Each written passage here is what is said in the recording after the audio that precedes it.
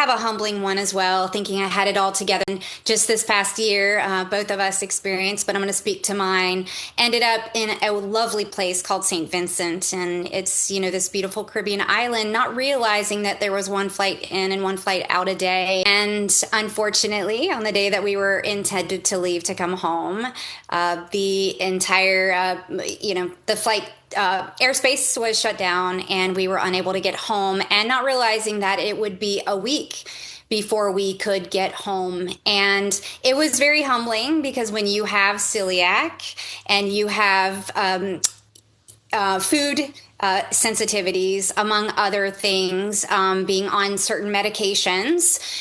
If you didn't plan and you didn't prepare and you didn't pack for those things, it can be an extreme challenge. Humbled in that, I was blessed to have a husband who could he was adaptable in those circumstances, and he kept me very calm in all of that. I got an opportunity to see the challenges that others were faced. So I had extra of the things that I needed, but around me were many people who didn't have that. And I found them looking for pharmacies for very important things such as insulin. They were diabetics who did not have extra and they were stuck. And so I think one of the things through that experience that I'd like to share with everyone listening to this is be prepared for extra time. Be prepared for losing luggage. Have your medications with you. Don't have them in your luggage, just in case your luggage gets lost. You can have the extras in your luggage, but definitely have enough for a period of time in your carry-on.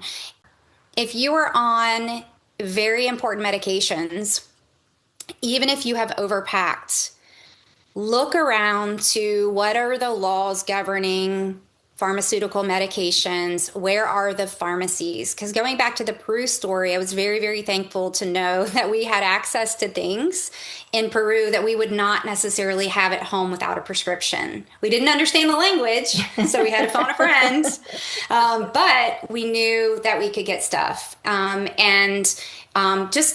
Just know where you're going, know your local pharmacies, know what their laws are that are governing, know what you have access to.